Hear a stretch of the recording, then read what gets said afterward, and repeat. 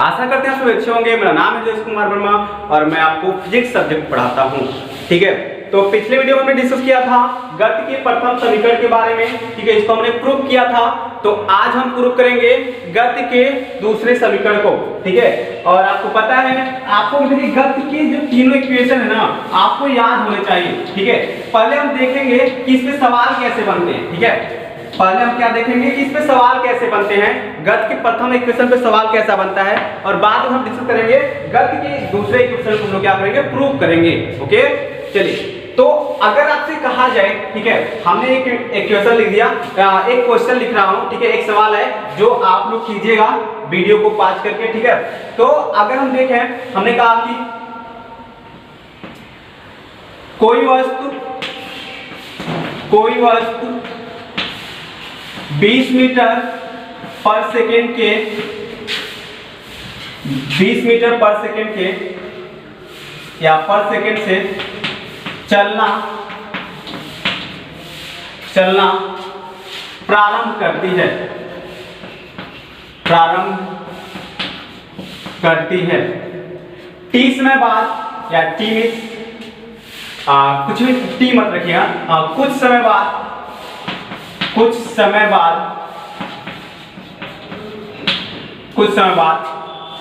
वस्तु का वेग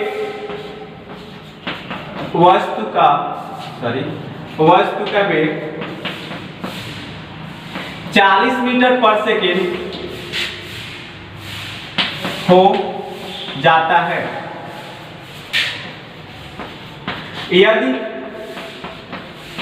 वस्तु में उत्पन्न त्वरण 4 मीटर पर सेकेंड स्क्वायर का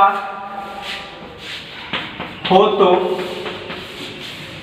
समय ज्ञात कीजिए। ठीक है, समय ज्ञात कीजिए। तो देखिए, क्वेश्चन भले ही आपको बड़ा दिख रहा हो, लेकिन है बहुत ही सिंपल। आप इसको देखें कैसे, इसको आप सॉल्व कैसे करेंगे। ठीक है, देखने में बड़ा दिख रहा है, लेकिन आपको इसमें इतनी बातों से मतलब नहीं है। आपको बस कुछ क्वांटिटीज देखने हैं, उसी से हम क्या करेंगे, इसको सॉल्व करेंगे। तो जैसा कि हमने बताया कि यह जो क्वेश्चन है गति के प्रथम इक्वेशन पे बेस्ड है। ठीक है, यानी पहले इक्वेशन पे है। तो हम देखते हैं कि पहले इक्वेशन में क्या क्या चीजें होती हैं। ठीक है, तो पहले इक्वेशन में क्या क्या होती हैं, तो होती है v होता है। ठीक है, फिर क्या होता है, u होता है, फिर क्या होता है, t होता है, और फिर क्या होता है, a होता है। अब आप देखेंगे, देखिए जब भी आपसे क्वेश्चन करेगा तो इसमें से कोई 3 चीजें आपको दे रखेगा और एक चीज आपसे पूछेगा, क्योंकि 4 ही क्वांटिटीज है। तो जाहिर सी बात है, अगर कोई 2 दे दे और 2 पूछे तो निकालना पॉसिबल नहीं है, जब तक कि इसके साथ कुछ और चीजें नहीं दिया गया होगा। ठीक है, तो अगर हम बात करें पहले क्वेश्चन में, तो इतनी चीजें होते हैं। अब देखिए इसमें से आपको क्या क्या दिया गया है। ओके, आपको पता है v क्या है, अंतिम वेग है, u क्या है, प्रारंभिक वेग, t क्या है, समय, और a क्या है, त्वरण। ठीक है, तो सबसे पहले देखिए क्या क्या दिया है। तो देखिए कोई वस्तु 20 मीटर पर सेकेंड से चलना प्रारंभ करता है। देखिए ये शब्द देखिए, प्रारंभ करता है यानी चलना प्रारंभ करता है, यानी किससे, 20 मीटर पर सेकेंड के वेग से चलना प्रारंभ करता है। अब हम बात करते हैं कि इसका जो ये हुआ क्या, तो आपको पता है चलना प्रारंभ कर रहा है मतलब प्रारंभिक वेग होगा। तो u का मान कितना दे दिया, 20 मीटर पर सेकेंड। आई होप आप इसे समझ गए होंगे। आगे चलते हैं। अब देखिए यहां से कुछ समय बाद, टाइम हमको नहीं पता कि टाइम क्या है, वो कुछ कहा है। ठीक है, टाइम हमको नहीं पता है, कुछ समय बाद। चलिए आगे बढ़ते हैं। कुछ समय बाद वस्तु का वेग कितना होता है, 40 मीटर पर सेकेंड। देखिए 20 से चलना स्टार्ट किया, कुछ समय बीत गया तो वेग कितना हो गया, 40 मीटर पर सेकेंड हो गया। ओके, तो वेग कितना हो गया, 40 मीटर पर सेकेंड। तो हम देखेंगे कि जो अंतिम वेग हो गया वो हो गया 40 मीटर पर सेकेंड। ओके, अब बात करते हैं त्वरण का। तो इसमें देखिए और आगे पढ़िए, यदि वस्तु में उत्पन्न त्वरण 4 मीटर पर सेकेंड स्क्वायर है। ठीक है, यदि वस्तु में उत्पन्न त्वरण कितना है, 4 मीटर पर सेकेंड स्क्वायर है, तो मतलब क्या है, ए आपका कितना हो गया, 4 मीटर पर सेकेंड स्क्वायर। अब आप इसको सिंपली समझ सकते हैं कि आपसे पूछा क्या गया है, क्या पूछा गया है, टी नहीं है, यहाँ टी आपसे पूछा गया है। तो सिंपल सी बात है, इक्वेशन आपको क्या पता है, v बराबर u प्लस 80, v बराबर क्या हो जाएगा u प्लस 80। अब हम बात करें v का, तो v कितने का है, 40 का है, u कितने का है, u है आपका 20 का, फिर a कितने का है, 4 का, t आपसे नहीं पूछा गया, तो इनटू क्या हो जाएगा, t हो जाएगा। आपको पता है हल करने का तरीका क्या होता है, तो आप क्या करेंगे, 20 को इधर लाएंगे तो 40 माइनस कितना हो जाएगा, 20 हो जाएगा, फिर इक्वल टू करेंगे 4 इंटू क्या, t।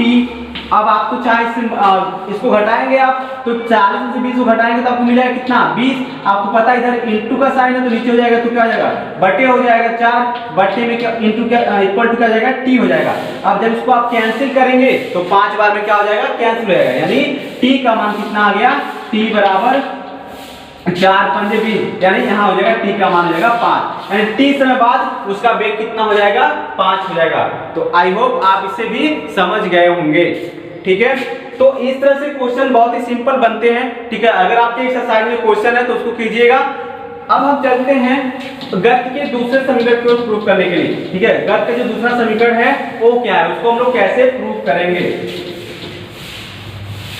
तो जैसा कि आपको पता है, जो गति के दूसरे समीकरण की हम बात करें तो ये होता क्या है, गति का द्वितीय समीकरण ये होता है s बराबर ut plus half at square. क्या होता है, s बराबर ut plus half at square. अगर हम बात करें इसको प्रूव कैसे करेंगे, ठीक है, तो आप देखेंगे कि इसमें क्या क्या चीजें हैं। तो s मतलब क्या है, दूरी है, u मतलब प्रारंभिक वेग, t मतलब समय, और a मतलब क्या है, त्वरण है। मतलब यहाँ आप देख रहे हैं कि आप v का यहाँ पर इस इक्वेशन से v का कोई रिलेशन नहीं है इस इक्वेशन में, है ना। तो अगर देखें हमने गति का जो पहला समीकरण पढ़ा था v बराबर u प्लस 80, इसका अभी यहाँ पर यूज होने वाला है। तो इसको हम कैसे डिफाइन करेंगे अभी देखेंगे। तो माना, हमने मान लिया कि माना कोई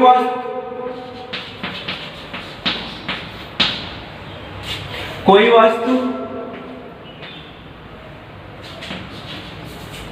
u वेग से, या ऐसे डायरेक्ट लिखते हैं, इसमें वस्तु का जो प्रारंभिक वेग है, वस्तु का प्रारंभिक वेग वो क्या है, u है, ठीक है। t समय बाद जो वेग हो जाता है वो जाता है v हो जाता है, ठीक है। वस्तु देखिए पहले प्रारंभिक वेग यूज करना स्टार्ट किया, और जब t समय बाद उसको देखा गया तो वेग कितना हो गया, v हो गया।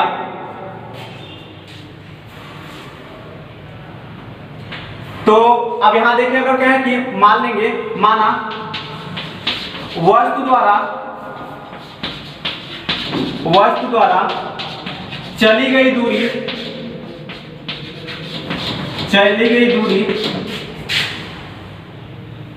यस हो तो सबसे पहले देखिएगा यहाँ पर देखिए v है, पहले वो u चल रहा था, फिर बाद में वेग कितना हो गया, v हो गया। तो इस कंडीशन में आप क्या करेंगे ना, इनका औसत वेग निकाल लेंगे, और औसत जब भी औसत आती है ना, तो मतलब क्या है, जितनी क्वांटिटीज हैं सबको ऐड करना होता है, और जितनी बार है उससे डिवाइड करना होता है। मतलब क्या है, तो अगर हम आपको औसत वेग यहां से निकालें तो औसत वेग क्या हो जाएगा, औसत वेग, तो आप देखेंगे औसत वेग जो होगा u प्लस v बटे में क्या हो जाएगा, 2 हो जाएगा, यानी u प्लस v बटे क्या हो जाएगा, 2। यह इसका क्या होगा, औसत वेग होगा। तो जो चली गई दूरी हो जाएगी, यानी दूरी बार क्या हो जाएगा, दूरी ऐसे तो होता है क्या, 4 गुणे समय होता है, ठीक है, लेकिन हम यहाँ 4 की जगह क्या लेंगे, औसत वेग लेंगे, ठीक है। यानी दूरी, अगर आप दूरी निकालते हैं तो या तो विस्थापन दूरी, बात यहाँ एक ही हुई, तो अगर दूरी आप निकालते हैं तो क्या लिखेंगे, 4 गुणे समय, लेकिन यहाँ पर हमारे औसत 4 बन रहा है, औसत वेग जो वेग बन रहा है वो क्या बन रहा है, u प्लस v बटे क्या बन रहा है, 2। तो ये हो जाएगा u प्लस v बटे 2। और टाइम कितना है आपके पास, तो टाइम कितना है t है, तो इनटू करके क्या हो जाएगा t हो जाएगा। अब जब आप इसको सॉल्व करेंगे ना, अब देखिए दूरी को हमने क्या माना है, कितना दूरी तय किया गया है, s दूरी तय किया गया है, तो s बराबर क्या हो जाएगा u प्लस v बटे 2 और इनटू में हो जाएगा t। ठीक है, तो आई होप आप यहां तक समझ गए होंगे। अब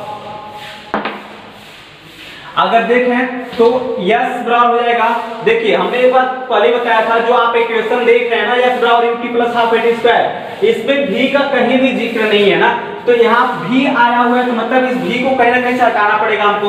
अब हटाएंगे कैसे, तो हमको पता है भी का जो वैल्यू है u प्लस 80 है, तो आप सिंपली बात यहाँ से समीकरण 1 से इसको हटा देंगे, यानी आप लिख सकते हैं u प्लस, और v को यहाँ लिखना नहीं है, लेकिन v इसके इक्वल टू है, तो इसलिए v की जगह इसको हम रख सकते हैं। जब इसको यहाँ रखेंगे तो u प्लस क्या बनेगा 80 बनेगा और हाफ होगा, इनटू क्या हो जाएगा t हो जाएगा। ठीक है, आई होप आप यहां तक समझ गए होंगे। देखिए ये कहां से आया, तो ये आया समीकरण नंबर 1 से। समीकरण 1 से हम ये चीजें पढ़े हुए हैं कि जो u को हम v को क्या लिख सकते हैं, u प्लस 80 लिख सकते हैं। अब इसको जब आप सॉल्व करेंगे ना, तो क्या हो जाएगा, u और u मिलकर क्या बन जाएगा 2u मिल जाएगा, हो जाएगा, और यहाँ हो जाएगा 80 और ये हो जाएगा आपका हाफ इनटू क्या हो जाएगा t। अब थोड़ा और आगे जाएंगे तो आप देखेंगे, तो आप इसको इस तरह से भी कर सकते हैं ना, आप क्या इसको इस तरह से लिख सकते हैं, इसको लिख सकते हैं 2u बटे 2 प्लस 80 बटे 2 और इनटू t। अब देखिए कुछ बच्चों को प्रॉब्लम होगा कि इसको हम इस तरह से कैसे लिख सकते हैं, तो आप समझिएगा कि अगर कहीं पर लिखा होता है 4 प्लस 6 बटे 2, ठीक है, 4 प्लस 6 बटे 2, तो जाहिर सी बात है कि आप इसको इस तरह से लिख सकते हैं 4 बटे 2 और प्लस 6 बटे 2। क्यों, क्योंकि आपको पता है जब भी हर क्या होता है ना समान होता है, तो अंश को जोड़ लिया जाता है, तो चाहे आप इतना लिखें और चाहे इतना लिखें, बात तो एक ही होगा। यानी आप फिर से इसको लिखना चाहें तो लिख सकते हैं 4 प्लस 6 बटे में 2। ये चीजें आप समझ गए होंगे। अब देखिए यहाँ पर 2 से 2 क्या होगा, कैंसिल होगा। ठीक है, 2 से 2 क्या होगा, कैंसिल होगा। अब साथ में हम क्या करते हैं ना, इस t का इसमें मल्टीप्लाई कर देते हैं, तो देखिए यस बराबर जब ए टी यू से गुणा होगा इसमें, तो यू इंटू टी बन जाएगा। अब यहाँ देखिए, यहाँ तो कुछ कैंसिल होने वाला नहीं है, लेकिन इसको लिखने का तरीका इसको हम ऐसे भी लिख सकते हैं, हाफ को आगे कर लेते हैं और ए टी है और टी एक और आएगा, तो क्या हो जाएगा a इंटू टी स्क्वायर, यानी क्या हो जाएगा यस बराबर U T plus half A T square. और आपको पता है कि यही जो हमारा क्या है, गति का दूसरा इक्वेशन है। ठीक है, यस बराबर U T plus half A T square. ठीक है, तो करना कुछ नहीं है, इसमें आपको सबसे पहले देखिए चीजें क्या क्या आपको दी गई होंगी कि कोई वस्तु यू वेग से चला आरंभ होगा, टी से बाद उसका वेग कितना हो जाएगा, v हो जाएगा। ठीक है, अब हम मान लेंगे कि इसकी तरफ चली गई दूरी क्या है, यस है। ठीक है, चली गई दूरी क्या है, यस, क्योंकि यहाँ पर इक्वेशन यस से ही लिया गया है, यस से ही प्रदर्शित किया गया है, तो हमने मान लिया कि जो चली गई दूरी क्या हो गई, यस हो गई। अब यहाँ पर थोड़ा सा यहाँ पर डिफिकल्ट होगा आप लोगों को कि ये चीजें कैसे होगा, तो इसमें कोई डिफिकल्ट की बात नहीं है। जब आप औसत, जब आपके पास एक से अधिक वेग होगा ना, तो एक से अधिक वेग जब भी होगा तो उस समय हम क्या करेंगे ना, सबका औसत वेग निकाल लेंगे, है ना। तो औसत वेग निकालने क्या होगा, जितने भी वेग हैं आप उसको ऐड कीजिएगा और जितनी बार आई हुई है उससे भाग कीजिएगा। मतलब u और v दो तरह के वेग हैं, तो बटे में क्या हो जाएगा, 2 हो जाएगा, इसका क्या निकल जाएगा, औसत वेग निकल जाएगा। ठीक है, तो आई होप आप इसे समझ गए होंगे। अब दूरी पर क्या होता है 4 मिनट समय, लेकिन यहाँ पर 4 हम ये नहीं लेंगे, v को अकेले ले सकते हैं, चाहे u को अकेले नहीं ले सकते। यहाँ हम क्या लेंगे, औसत वेग को लेंगे, और जब आप औसत वेग को लेंगे ना, तो जब आप औसत वेग को लेंगे तो हो जाएगा u प्लस v बटे 2 इंटू क्या हो जाएगा, t हो जाएगा। अब आपको पता है इसको दूरी को हम यस लिखेंगे, तो यस बराबर क्या हो जाएगा, u प्लस v बटे 2 हो जाएगा और गुणे में क्या हो जाएगा, t हो जाएगा। ठीक है, हमने पहले बताया कि यहाँ पर भी का कोई जिक्र ही नहीं है इस इक्वेशन में, भी से कोई मतलब ही नहीं है, तो भी को हटाना पड़ेगा। और भी को हटाने के लिए हम क्या करेंगे, वैसे तो हटा नहीं सकते, लेकिन भी को हटाने से हमको पता है भी जब हटेगा तो उसके स्थान पे हम इसको रख सकते हैं। तो हमने वही किया, यहाँ भी को हटाया और u प्लस क्या रख दिया, 80 रख दिया। आपको पता है u और u क्या हो जाएगा, 2u हो जाएगा, और प्लस में 80 और बट्टे में क्या हो जाएगा, 2 हो जाएगा, इनटू क्या हो जाएगा, t हो जाएगा। ओके, अब एक चीज आप समझ गए होंगे, अभी समझाए हैं। तो यहाँ पर जब इसको अलग अलग लिख सकते हैं तो 2u/2 हो जाएगा, फिर 80/2 हो जाएगा, इनटू में 2 हो जाएगा। अब यहाँ 2 से 2 क्या होगा, कैंसिल होगा। ठीक है, तो यहाँ u बचेगा। अब हमने यहाँ एक लाइन पर एक्स्ट्रा कर दिया है इसके अंदर ही।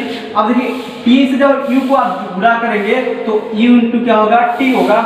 और यहाँ पर हाफ, अभी कुछ लोगों को ऐसे भी डाउट होगा कि अगर देखिए हमने इसको ऐसे कैसे लिखा, 80/2 है, तो हमने इसको इस तरह से लिखा है तो बात सही है, लेकिन यहाँ पर हमने लिखा x/2, क्या लिखा, x/2।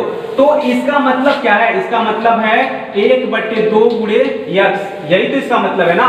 तो इसको आप चाहे तो x का इसमें गुणा करके लिखिए, कोई इसका कोई फर्क नहीं पड़ने वाला है, और चाहे ऐसे लिखिए कोई दिक्कत नहीं होगा। तो आप चाहे ऐसे भी लिख सकते हैं और चाहे ऐसे भी लिख सकते हैं, इसमें कोई दिक्कत नहीं बनेगा। ओके, तो आई होप आप इसे समझ गए होंगे।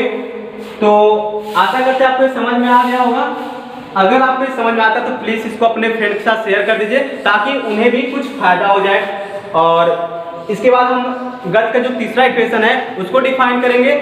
और तो आज के लिए बस इतना ही, जल्दी मिलेगा अपने अगले टॉपिक में। तो तब तक के लिए जय हिंद, जय भारत।